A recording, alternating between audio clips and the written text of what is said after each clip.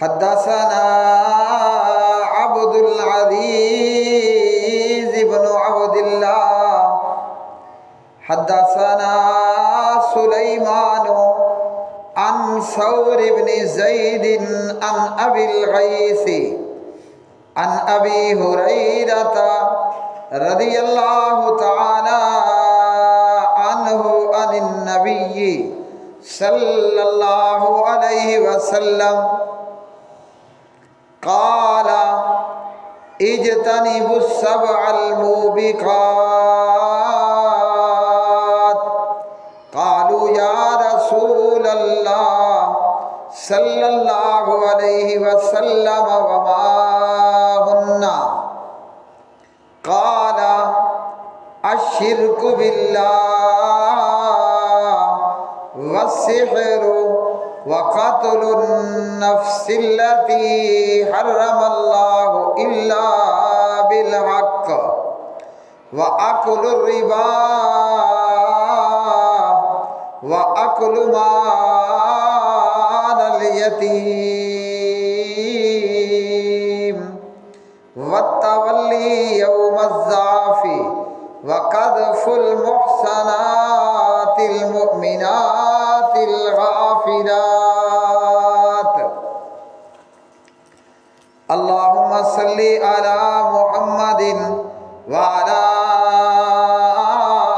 آل محمد كما صليت على إبراهيم وعلى آل إبراهيم إنك حميد مجيد اللهم بارك على محمد وعلى آل محمد كما باركت على إبراهيم وعلى آل إبراهيم إنك حميد مجيد رب اشرح لي صدري ويسر لي أمري واحلل عقدة من لساني يفقهوا قولي۔ ہر قسم کی حمد و ثنا اللہ مالک العالم ذوالجلال والاکرام کے لیے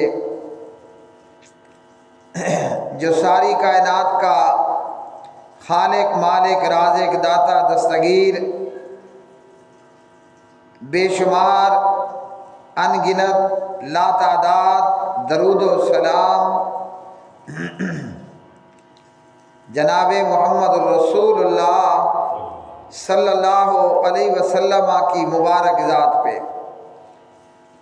جمعہ کا افضل دن، تمام دنوں کا سردار دن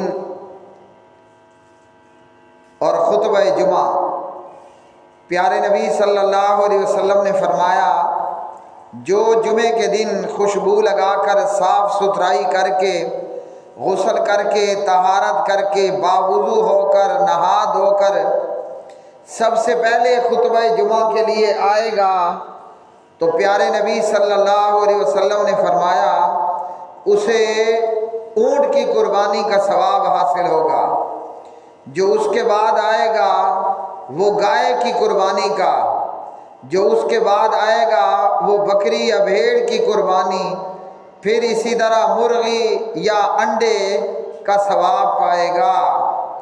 اللہ رب الرحمن نیکیوں میں بڑھ چڑھ کر اخلاص کے ساتھ حصہ لینے، شامل ہونے اور شرکت کرنے کی توفیق عطا فرمائے۔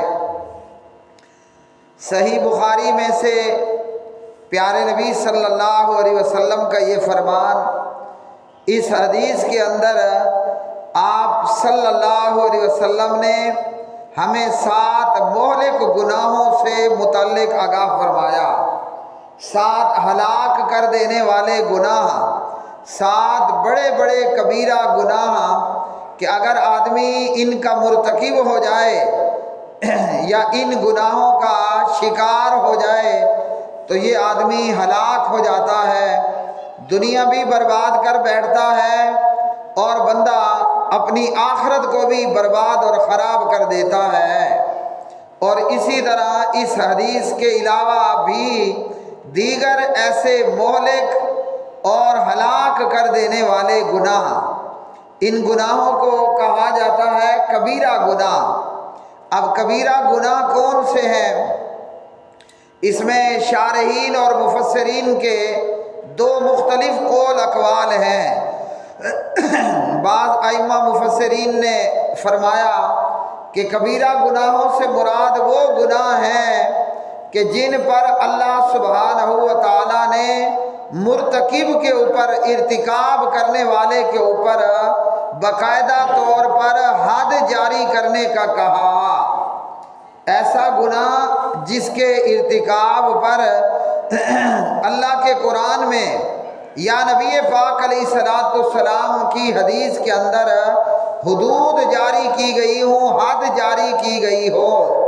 یا کبیرہ گناہوں سے مراد وہ گناہ کہ جن پر نبی پاک علیہ الصلوۃ والسلام کی جناب سے اور اللہ کے قرآن سے باقاعدہ طور پر وعید نازل ہوئی ہو، اگر کوئی فلاں گناہ کا مرتکب ہوگا تو اللہ وحدہ لا شریک اسے دنیا میں سزا دے گا، قبر میں سزا دے گا اور آخرت کے اندر بھی سزا دے گا۔ ایمان والوں کی اللہ وحدہ لا شریک نے یہ صفت بتائی ہے کہ اہل ایمان اپنے آپ کو کبیرہ گناہوں سے بچاتے ہیں۔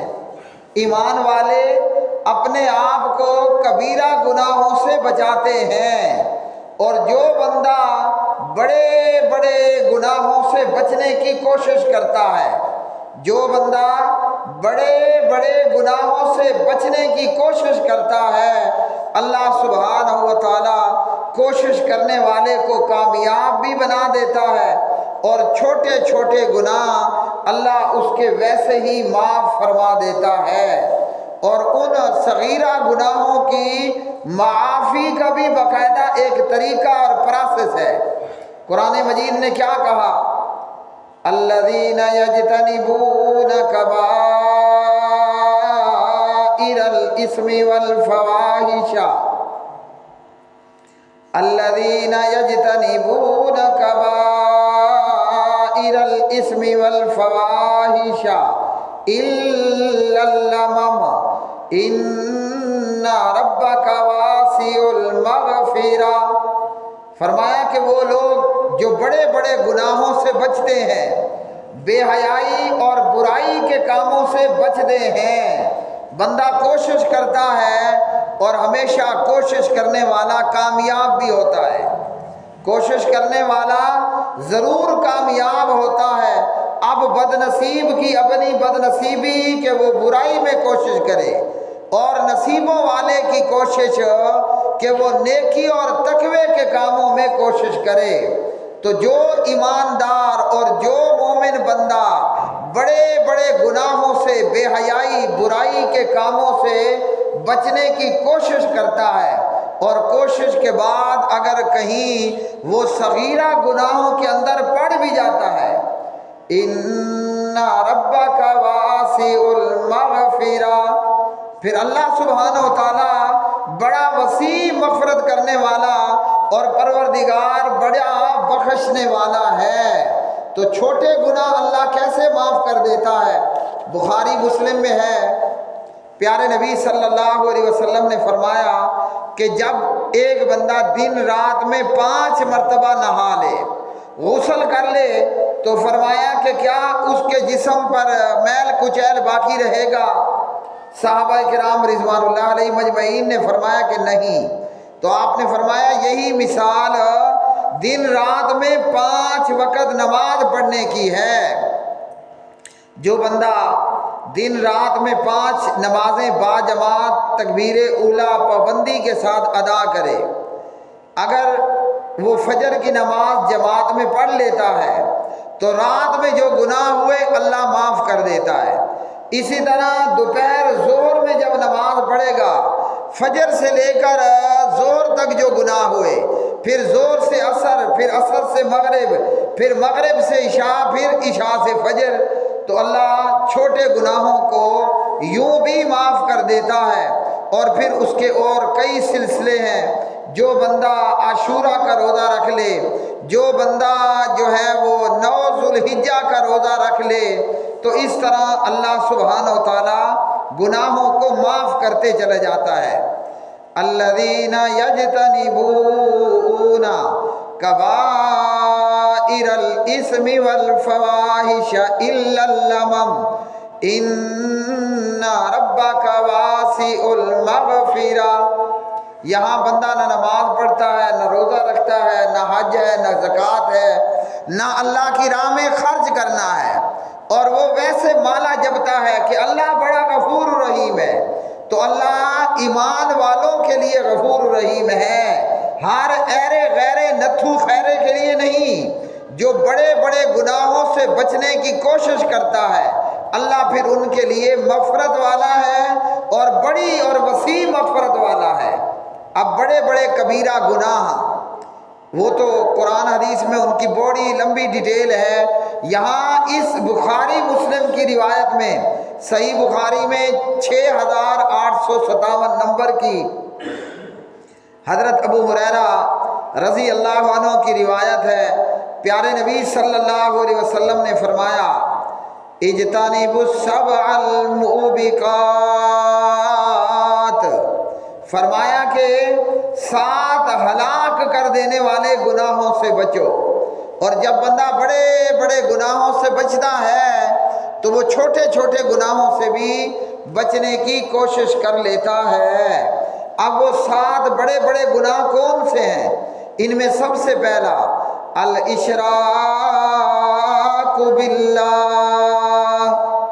سب سے بڑا گناہ گناہوں میں 1 نمبر کا گناہ، کہ جس کے متعلق بابا جی لقمان کہتے ہیں یا بنی لا تشرک باللہ، اے میرے پیارے بیٹا جان، لا تشرک باللہ، اللہ کے ساتھ شرک نہ کرنا۔ تو شرک فقط یہ نہیں ہے کہ بندہ مورتی سے مانگے یا قبر پر جھک جائے اور بابوں اور مردوں سے مانگے۔ نماز نہ پڑھنا یہ بھی شرک ہے، اور ہر عقل بے عقل مسلمان تو یہ جانتا ہے نا، بتانے کی ضرورت نہیں ہے کہ اللہ نے محمد الرسول اللہ صلی اللہ علیہ وسلم کی شریعت میں 5 نمازیں رکھی ہیں۔ اللہ اکبر۔ اور پیارے نبی نے کیا فرمایا؟ بین العبد و بین الکفر والشرک ترک الصلاۃ، او کما قال، فرمایا آپ صلی اللہ علیہ وسلم نے بندہ مومن اور کافر کے درمیان فرق کرنے والی چیز وہ کیا ہے؟ وہ فرمایا کہ وہ نماز پڑھے گا تو مومن ہے، نماز نہیں پڑھے گا تو کافر اور مشرک ہے۔ تو پیارے نبی صلی اللہ علیہ وسلم نے کیا فرمایا؟ فرمایا بڑے بڑے گناہوں میں سب سے پہلا گناہ اس حدیث میں بتایا الاشراک باللہ، الشرک باللہ، اللہ رب رحمان کے ساتھ شریک بنا لینا۔ کوئی کہے کہ فلاں اللہ کا بیٹا ہے، کوئی کہے کہ جناب عزیر اللہ کا بیٹا ہے، کوئی کہے کہ جناب عیسیٰ اللہ کا بیٹا ہے، کوئی کہے کہ جناب محمد رسول اللہ صلی اللہ علیہ وسلم اللہ کے نور ہیں۔ یہودیوں نے کہا وقالت الیہود عزیر ابن اللہ، عزیر اللہ کا بیٹا ہے۔ عیسائیوں نے کہا وقالت النصارى المسیح ابن اللہ، عیسیٰ اللہ کا بیٹا ہے۔ کلمہ پڑھنے والی محمد رسول اللہ صلی اللہ علیہ وسلم کی امت نے کہا کہ ہمارے پیارے نبی اللہ کے نور میں سے نور ہیں۔ قد جاءکم من اللہ نور و کتاب مبین، کسی نے کہا کہ فرشتے اللہ کی بیٹیاں ہیں، کسی نے کہا کہ نعوذ باللہ جنیاں اللہ کی بیویاں ہیں، جبکہ اللہ اپنا تعارف کروا رہا ہے قل هو اللہ قل هو اللہ احد، میرے حبیب اور محبوب آپ ان کو بتا دیجئے کہ اللہ ایک ہے اور یکتا ہے۔ اللہ کا ایک ہونا، اللہ کی یکتائی یہ ہے کہ نہ تو اللہ کی بیوی ہے، نہ اللہ کی بیٹیاں ہیں، نہ اللہ کا بیٹا ہے، نہ اللہ جی کے والدین ہیں، نہ ماں ہے، نہ باپ ہے، نہ دادا، نہ تایا، نہ تائی، کچھ بھی نہیں۔ قل هو اللہ احد، وہ اللہ ایک ہے اور یکتا ہے۔ قرآن کہتا ہے وَلَمْ تَكُن لَّهُ صَاحِبَةٌ، اللہ کی بیگم بھی کوئی نہیں ہے، اللہ بیویوں سے بھی پاک ہے، اللہ ہر کمزوریوں اور لاچاریوں سے بھی پاک ہے۔ لا تأخذہ سنۃ ولا نوم، اللہ نیند سے بھی پاک ہے، اللہ اونگنے سے بھی پاک ہے، نہ تو اللہ سوتا ہے نہ اللہ اونگتا ہے۔ اللہ الصمد، اللہ بے نیاز و بے پرواہ ہے۔ لم یلد ولم یولد، نہ اللہ کسی کی اولاد ہے نہ کوئی اللہ کی اولاد ہے۔ ولم یکن لہ کفوا احد، نہ کوئی اللہ کے برابر اور ہمسر ہے۔ یہ ہے اللہ۔ ہاں جی، جب کچھ نہیں تھا تو اللہ تھا، اور جب سب کچھ فنا ہو جائے گا تب بھی ایک اللہ اکیلا ہوگا۔ جب قیامت برپا، یہ دنیا ختم ہو جائے گی، جب یہ دنیا فنا ہو جائے گی، نہ یہ 7 زمینیں، نہ آسمان، نہ پہاڑ، نہ دریا، نہ سمندر، نہ ریگستان، نہ میدان، نہ فرشتے، نہ جنات، نہ پیغمبر، نہ امتی، سب موت کا پیالہ پی لیں گے اور پوری کائنات فنا ہوگی تو کون ہوگا؟ ایک اللہ ہوگا۔ اور اس دن پھر اللہ پوچھے گا لمن الملک اليوم، آج کس کی بادشاہت ہے؟ اللہ خود ہی جواب دے گا للہ الواحد القہار، بادشاہت اور حکومت ایک اللہ ہی کی ہے جو بڑا زبردست ہے، بڑی قوتوں کا مالک۔ تو پیارے نبی نے کیا فرمایا؟ فرمایا گناہوں میں ایک نمبر کا، پہلے نمبر کا گناہ الاشراک باللہ، اللہ رب رحمان کے ساتھ شریک بنانا، کہ خوشیاں دینے والا کوئی اور بھی ہے، غم دور کرنے والا کوئی اور بھی ہے، کاروبار چلا دینے والا کوئی اور بھی ہے، اولاد دینے والا، بیٹا بیٹیاں دینے والا کوئی اور بھی ہے، بارشیں عطا فرمانے والا کوئی اور بھی ہے۔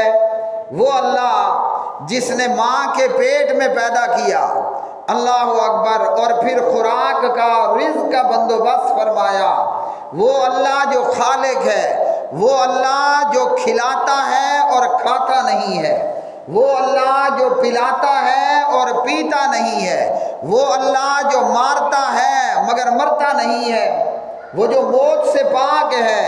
اس اللہ کے ساتھ، اس اپنے خالق کے ساتھ اللہ کے غیر کو شریک کرنا، چاہے اب اللہ کے ساتھ شرک کرتے ہوئے کوئی اللہ کے غیر میں اللہ کے نبی کو شریک کرے، یا جبرائیل اور میکائیل کو شریک کرے، یا جنات کو شریک کرے، ہاں جی، یا مردوں کو شریک کرے، بتوں اور مورتیوں کو شریک کرے، اللہ کے ساتھ شرک کرتے ہوئے کوئی کھڑے کو شریک کرے یا کوئی پڑے کو شریک کرے، اللہ رب رحمان کے ہاں سب سے بڑا گناہ اللہ کے ساتھ شرک کرنا۔ تو جناب ابو ہریرہ کہتے ہیں کہ پیارے نبی صلی اللہ علیہ وسلم نے فرمایا اجتنبوا السبع الموبقات، 7 ہلاک کر دینے والے گناہوں سے بچو۔ قالوا یا رسول اللہ، اے اللہ کے رسول، وہ 7 گناہ کون سے ہیں؟ فرمایا الشرک باللہ، ان میں سے پہلا گناہ اللہ کے ساتھ، اپنے خالق اور مالک کے ساتھ، داتا اور دستگیر کے ساتھ اللہ کے غیر کو شامل اور شریک کرنا کہ اولاد دینے والا اللہ بھی ہے، کوئی اور بھی ہے، کوئی اولاد دینے میں اللہ کے برابر اور شریک ہے، اللہ بھی سجدے کا لائق، اللہ کے غیر بھی سجدے کے لائق، ما فوق الاسباب اللہ کو بھی پکارنا، اللہ کے غیر کو بھی پکارنا، والسحر، اور پیارے نبی صلی اللہ علیہ وسلم نے فرمایا دوسرا بڑا گناہ جادو کرنا، کروانا۔ اللہ اکبر۔ قرآن مجید فرقان حمید میں ہے وَمَا كَفَرَ سُلَيْمَانُ وَلَٰكِنَّ الشَّيَاطِينَ كَفَرُوا يُعَلِّمُونَ النَّاسَ السِّحْرَ۔ لوگوں نے یہ مشہور کر دیا تھا کہ حضرت سلیمان علیہ السلام جادوگر ہیں، اور اللہ نے فرمایا وما کفر سلیمان، جناب سلیمان نے کفر کوئی نہیں کیا۔ کیا مطلب کہ جادوگر کون ہوتا ہے؟ کافر ہوتا ہے۔ وَلَٰكِنَّ الشَّيَاطِينَ كَفَرُوا يُعَلِّمُونَ النَّاسَ السِّحْرَ۔ فرمایا کہ کفر تو جادوگروں نے کیا ہے کہ وہ لوگوں کو جادو سکھاتے ہیں۔ جادو سیکھنا بھی کافر کا کام اور جادو سکھانا بھی کافر کا کام۔ تو جادوگر کون ہوا؟ کافر ہوا۔ اور کبیرہ گناہوں میں دوسرا بڑا گناہ وہ جادوگری ہے۔ اور پیارے نبی صلی اللہ علیہ وسلم نے فرمایا جادوگر کی سزا یہ ہے کہ اس کو مار دیا جائے، حکومت عدالت اس کو قتل کر دے۔ وَقَتْلُ النَّفْسِ الَّتِي حَرَّمَ اللَّهُ إِلَّا بِالْحَقِّ۔ تیسرا بڑا گناہ ہے کہ کسی بے گناہ اور معصوم کو مار دیا جائے۔ وَأَكُلُ الرِّبَا۔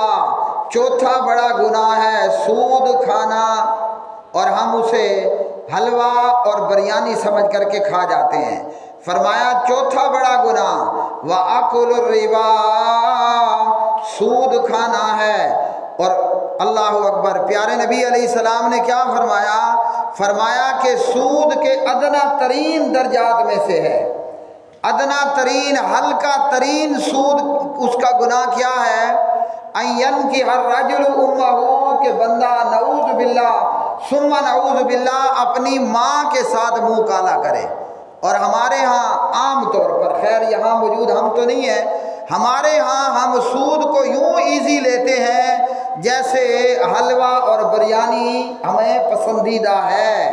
اور اللہ کے رسول نے فرمایا اس کا ہلکا ترین گناہ یہ ہے کہ بندہ اپنی ماں کے ساتھ منہ کالا کرے۔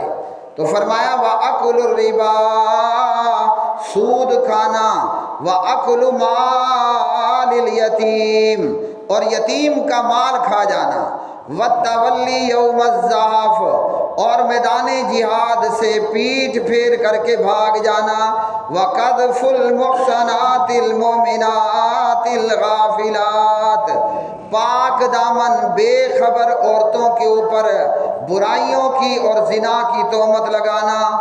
اسی طرح کبیرہ گناہوں میں سے ہجرت کر کے پھر توڑ ڈالنا، اسی طرح زنا کرنا، چوری کرنا، جھوٹی قسم کھانا، والدین کی نافرمانی کرنا، حرم پاک میں بے حرمتی کرنا، شراب پینا، جھوٹی گواہی دینا، چغل خوری کرنا، پیشاب کی چھینٹوں سے نہ بچنا، مال غنیمت میں خیانت کرنا، امام سے بغاوت کرنا، جماعت سے الگ ہونا، جھوٹ بولنا، اللہ کے ڈر سے بے خوف ہو جانا، غیبت کرنا، اللہ کی رحمت سے نا امید ہو جانا۔